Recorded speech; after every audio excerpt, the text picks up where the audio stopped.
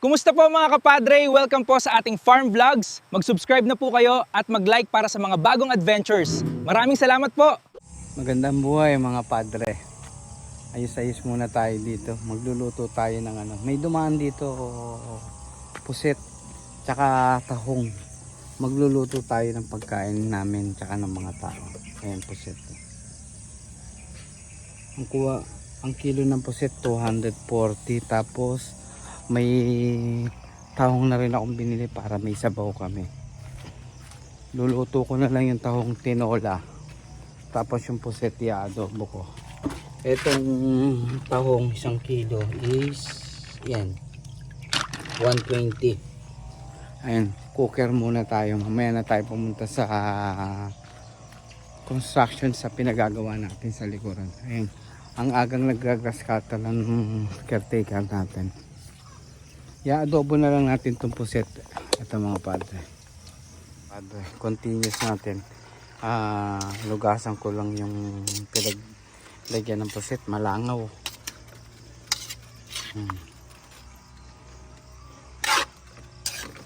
Igisa-gisa lang natin muna to.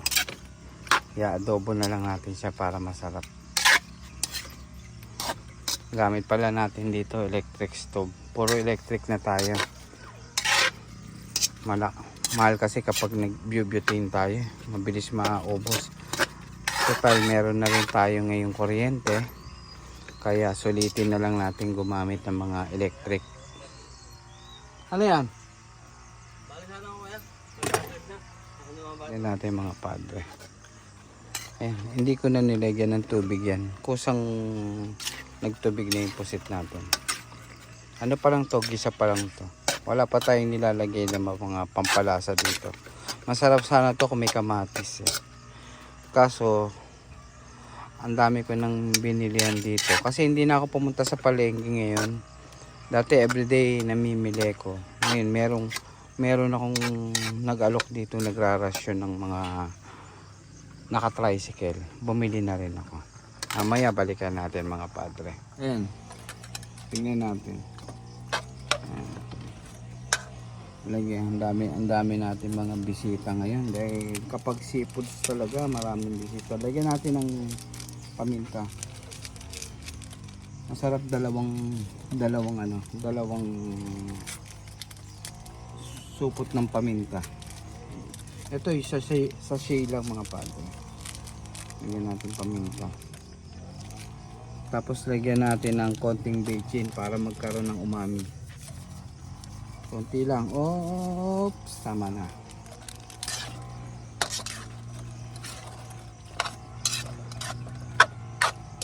Tapos lagyan natin ng toyo. Pag ang babae galit, may toyo. Joke lang. Toyo, lagyan natin toyo. 2 kutsarang toyo, pwede na. Mamaya na isuka mga padre. Kaya muna natin maglasa yung mga panangkap na nilagay natin. Pakuluan lang natin siya. Wag na muna kayo maglalagay ng suka. Ito namang pusit, hindi naman kailangan to na matagal iluto. Kasi habang tumatagal itong iluto, kumukunat. Masarap yung sakto lang. Yan pa lang, swabe na. Champion na. Mamaya mga padre, pagkatapos nitong adobo puset, babanatan naman natin tinolang abang tawag doon? Tinolang, hindi ko alam, nakalimutan ko kung anong tawag doon. Bihira kasi ako bumibili. Sa Maynila hindi ako bumibili ng tahong. Dahil nakakatakot baka mamaya merong high tide. Tahong yon, tinolang tahong sa susunod natin to. Bali 2 po tayo yung pagkain natin. Isang adobong puset tsaka tinolang tahong, seafoods tayo. Okay na, mukhang okay na to. Nalagyan na natin suka mga padre. Hindi ko na napakita sa video kasi nag-prepare ako ng mga gulay na gagamitin ko naman sa tinola. Mahirap rin kasi Mahirap rin pala yung lahat ng kilos-kilos magbibideo. Sana titignan ko kung hanggang saan makayanan ko kapag pinalad tayong mamonetize yung channel natin, madagdagan yung subscriber natin, tutuloy-tuloy natin itong mga pinagagawa natin kahit medyo abala, at least merong improvement. Ay tikman muna natin mga padre. Ayos na, pwede na. Pwede na, masasarapan na sila dito siguro. Sa akin okay na yung panlasa. Adobong pusit for lunch. Ayan, mga pate, masarap na yan. Yan yung kasarapan lang ng luto, yung hindi mo ganong hanghang, hindi mo ganong patatagalin. Aba kasi tumatagal yung pusit sa apoy, kumukunat. Sakto lang yan. Sunod natin padre recipe natin. Tahong naman, tinolang tahong.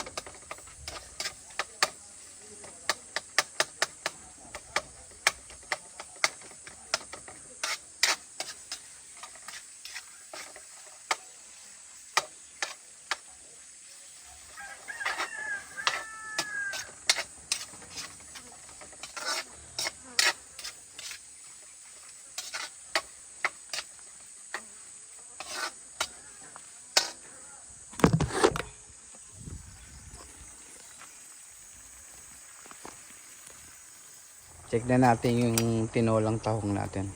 Ayos na. Malambot na pati yung sayote.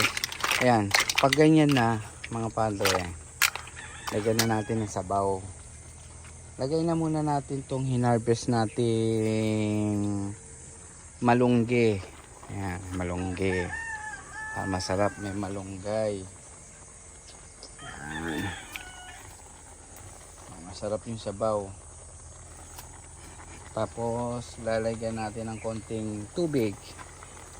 Siguro mga 2 cup lang. Pwede na, o 3 cup. 3 cup of water pwede na. Isa, dalawa. Pwede na yan. 3 cup para malasa yung sabaw natin. Pwede na yan. Tapos mamaya na natin lalagyan ng pampalasa. Nilagyan ko na rin pala to ng ng patis nung nilagay ko yung tahong. Hindi ko na lang napakita. Hirap mag video talagang ano, video. Tapos mga padre, gamit lang natin is cellphone. Hindi, wala pa tayo yung mga high-tech na camera. Sayang naman kung hindi rin tayo magtuloy-tuloy mag-vlog. At makikita mo naman yan kung may potential na itutuloy mo yung vlog natin kung nagkakaroon tayo mga subscriber, diba? Kung wala ka pa namang mga subscriber, no need na bumili ka pa ng mga ganun, mahal din yun, sayang rin, pampagawa pa rin natin ng farm yun. Pero kung magtuloy-tuloy naman yung subscriber natin, ibig sabihin nagugustuhan nyo mga padre yung mga pinaggagawa natin dito. Pero kung ganun pa rin yung subscriber natin, okay naman tong mag-ano na lang tayo, mag cellphone. At least ito, remembrance ko na lang sa pagtanda ko na ito yung mga pinaggagawa natin. Yun na lang ang magiging ano mo dito, magiging dito pakinabang. As of now, cellphone na lang muna gamitin natin. Wag na tayo, kaya pag nag-vlog tayo, wala tayong mga aerial shot. Maganda siguro, iniisip ko nga, kapag may aerial shot tong ano natin, tong farm natin, maganda yung ano natin, maganda yung kapaligiran eh. Maganda, may mga bundok tayo eh. Ayun mga padre, yan. Ito yung ano natin. Ito yung mini kusina natin. Wala pa tayong natatayong bahay, tsaka kubo lang. Ayun, okay na to mga padre. Pagkulo lang nito, tikman nga natin. Sarap po. Sarap siguro to. Ayos na yung alat. Ito, pagkulo nito, pag malambot na yung nilagay natin sayote, okay na to mga padre. Goods na to. Nilagyan na rin natin ng paminta yan. Okay na rin yan. Pagkulo niya, okay na. Goods na yan. Ano na to? Laban na to. Mga padre, maliligo lang ako, tapos pupunta na ako dun sa sa site sa ginagawa natin. Dun sa mga kulungan. Salamat mga padre. Gusto nila yung mga nalaglag na mga bunga ng mangga natin. Sarap na sarap sila. Kaya walang tapon. Padre, gutom na. Iyak. Ang dami, Ayan, mga nakagala kasi wala pa yung kulungan nila. Ano? Ha? Ano yan? Mamaya, pakakainin ko na kayo. Ano?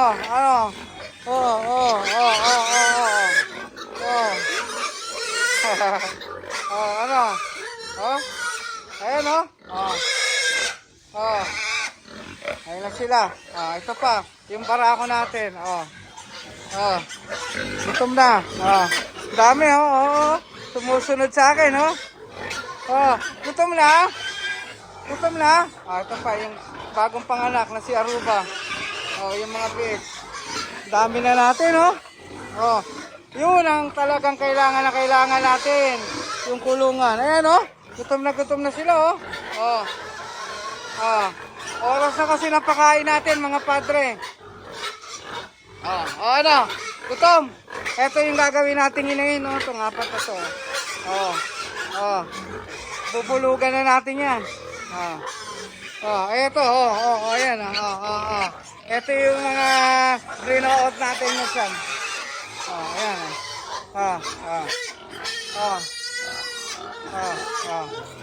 gutom na.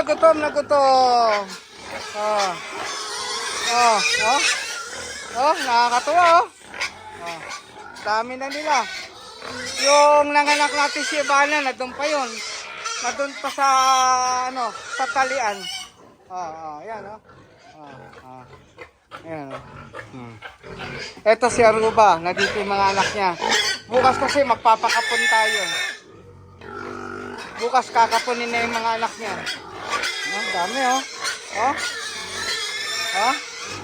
Oh. Kaya ubos na naman ang mga feeds natin nito. Sa dami ng mga to. Gutom na gutom. Oh. Ito yung mga grow out natin. Yan, malapit na yan. 2 weeks na lang yan. Dispose na yan. Oh. Siyam yan, siyam. Oh. 18-20 kilos na to mga to. Ah, sa isang 2 linggo na lang yan. Target na natin 25 kilos. Pataas. Ayan oh, mga padre oh. Oh. Oh, ito yung barako natin. Yung babarako dito. Oh. Luba! Ay, yung mga anak nila oh. Ang lalaki oh, ang gaganda. Gutom ka na? Ayan oh. Ang laking hinayin natin, padre oh. Crossbreed native na to. Oh. Oh. Gutom na gutom eh. Oh. Oh.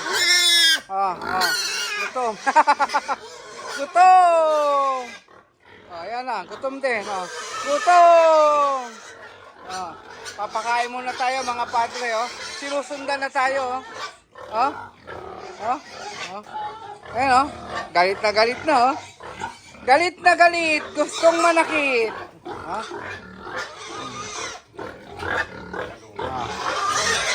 Kasi mga padre, papakain muna tayo ha. Okay oh. Ayan na, kumakain na sila. Oh. Oh. Siyam yan. Ha? Oh. Ayan na, kumakain na. Kapalit. Oh, ang lalakas ng bunganga. Hindi na narinig yung boses ko sa vlog. Ayan pa. Ayan, pinapakain natin yan. Hog grower sa kadarak.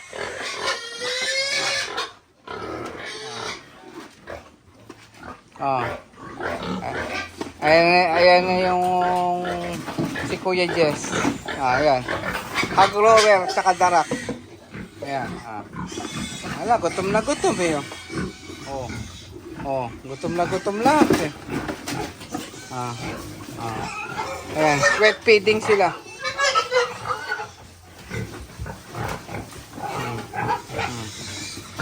Ang gaganang kumain. Ito medyo ano na natin to. Dinadiet na natin to kasi pag naglan dito, pasasampahan na natin to. Pangit kasi sobrang taba eh. Ayan na, wet feeding sila. Ayan, nag-aaway pa sila oh. Gutom na gutom oh. Wet feeding sana yan mga padre. Ano 100% feeds ang ginagamit natin dito. Ito magandang future rin na yun oh. Maganda to oh. Kaso yung mga lalaki dito wala na, nakakapon na. Ayan. Ano to, crossbreed native to mga padre. Ayan, magaganda na yung laki nila oh. Ganda ng tayo nila oh. Gaganang kumain. Kaya pala payat tong isa ko yung Jess oh. Gagawan. Kaya kailangan pagsama-samahin natin yung payat no. Ayan. Mga padre oh. Ano na yan? Target natin to 25 kilos eh. 18-20 na itong mga to. 18-20. Pang 25 para sa pulsa pang lechon natin. Ayan oh. Ayun yung inahin natin. Si Aruba. Gutom na rin si Aruba. Ito yung dalawa pang future inahin natin. Ayun, lalaki oh. Ganito yan paglaki. Magkakalahi yan eh. Yan si Aruba. Laki niyan. Ito yung Barako. Ayan oh. Itong Barako niya, Berkative. Hindi pure. Ano to? Berkative to. Berkshire tsaka native. Crossbreed na yan.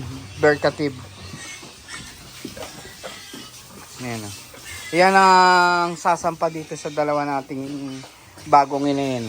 First time inahin. Ito inalagaan natin to from bagong panganak. Hawakan ka? Tuntun hindi na sila may na sila doon. Oo. Ilinis ko na kanina. Wala akong magawa. Ito si Aruba. Aruba! Ayan na. Ayun yung mga anak ni Aruba. Oh. Si Si Ibana na doon sa ilalim ng puno. Yan. Yung alin? Nalakas kumain, no? Sige, kain lang. Kain lang, kain. Kukulit nyo, ha? Sige, kain lang. Kain, no? Tatarang. Ano na? Gutom? Hindi naman talaga laging gutom yan, eh. Oh, nak! Banat! Konti po, oh. Ayun na, para matapos natin. Tapos mga padre, ito na yung ano natin. Ito na yung status ngayon ng project natin dito. Mga padre. Ito na yung bawat isang kulungan niya. Meron tayong painuman tsaka pakainan. Dito na natin lalagay mga maliliit natin mga kulig. Ayan. Isa to bawat isa. Pero lalagyan pa natin to ng ano bukas. Ano naman yan? Tawag dito. Lalagyan natin ng mga bakal pa yan para tumaas, para hindi makatalon yung mga baboy. Tapos ito pintuan niya. Ayan. Ayan, okay na dito. Trabaho rin, eh. Para ka rin gumawa ng bahay. Ang laki. Ayan. Ayan. Tapos ito yung ipitan natin gagawin. Kaya papansinin nyo, iba. Dalawang pinto. Isa dito, isa sa likod. Isang pasukan, isang labasan. Hindi mag-iipit na tayo ng mga manganganak nating mga baboy. Para ngayon, mabawasan yung mortality rate natin. Ito siya, presko, malamig. Oh. Kasi open na open siya lahat. Kaya. Ayan, ito yung pinakaparang bedding niya. Tapos ito, sa likod yung agusan natin. Gagawa pa tayo dito ng yung agusan ng mga dumi nila. Tapos dun sila magtutugmaan lahat sa kanal. Tapos maglalagay tayo dito ng ng mag-ukay pa tayo dito ng septic tank. Para maayos na maayos. May iwasan natin yung mga langaw. Ayan o, mga padre. Unti-unti na natatapos. Yan, matatapos na siguro yung palitada ngayong araw na to. Tapos bukas naman, yung mga bakal nating ilalagay, magwe-weld tayo. Ayan, i-update ko kayo bukas kung ano yung magiging status na natin. Ayan o.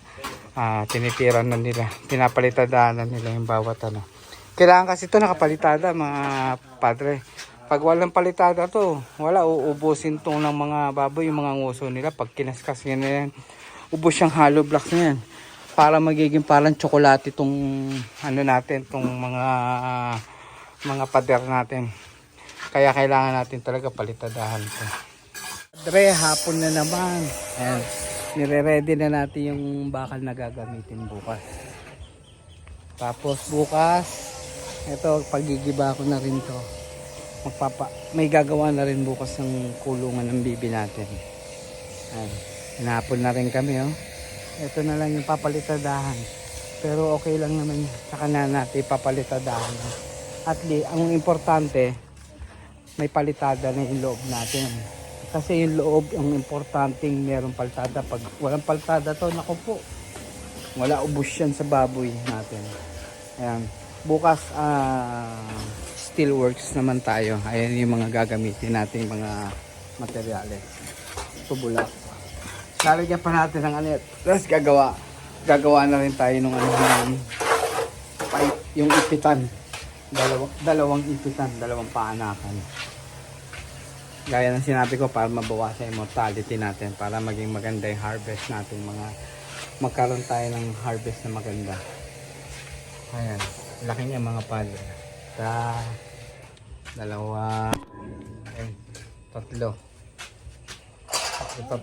Ito naman, bali 4. Nalagyan na naman mga biyet, saka dalawang paanakan. Para sa mga future na inay natin, maging maayos yung panganganak nila. Ayan na sila mga padre, oh. Ayan, pusa, ayan, gala ng gala, ayan, oh. Takbo ng takbo, ayan, oh. Ayan. Ito yung, yung ginagawa out natin. Nagkilo kami kanina, na siya, 18.20 na. Siguro, mga 2 linggo na lang yan. Pwede na natin ibenta yan. maganda-ganda na. Makakabawi-bawi na tayo sa konting ibinili natin pagkain sa kanila. Ayan, bibi natin, no? Para mangitlog na sila. Ayan. Ayan, bibi naman, ano naman, hindi naman natin gagawin business yan. Ano lang yan, pang consumption lang natin. Pag may mga bisita tayo, pag gustong kumain ng mga exotic na mga bibi-bibi, ayan. Okay yan sa kanila. Pang katay-katay. Para meron tayong may aalok na mga makakain nila. Tapos, ipon lang ako ng konti. Magtatayo tayo dito ng ng concrete na fish pond. Mag-aalaga tayo ng hito. Para pag may mga bisita tayo, meron tayong may aalok sa kanila makakain-kain. Hiniyaw na hito, mga adobong bibi. Para wala nang problema yung ipapakain natin sa mga bisita natin. Ay kung may sobrang baboy, why not, di ba? Pwede naman din. Pwede natin silang ipagkatay. Ayun. Muling silipin natin yung mga future breeder nating mga baboy. Ay, ito sila, oh. Kukulit, oh. Ayun, oh. Ang messy ngayon ng kulungan, mga padre, kasi nga nagkumpul-kumpul dahil talagang kinulang kami sa kulungan. Ngayon, ila lang kulungan natin, 4 lang. Diba? Ang dami nating alaga. Kaya naobliga tayo. Pero yan, tama na siguro yung yung last na paggawa ko na talagang kulungan. Gawa na wala naman tayong planong magdagdag pa ng hinahin. Tama na yung 6 na lang yung hinahin natin. Tapos, yun, lalagyan na ng mga kulig nila. Tapos kung sakali may iaalok sila ditong mga kulig na hindi na nila kayang pakiinin, bibili na lang natin. Tayo na magpapalaki, tayo na magbebenta. Para magkaroon ng konting kita-kita. Ito ano to, Madre de Agua. Ay, Madre de Agua, Madre Cacao. Kailangan lumaki na to para magkaroon ng lilim tong fence natin eh. Siguro mga December yan, mataas na yung mga puno na yan, pati to.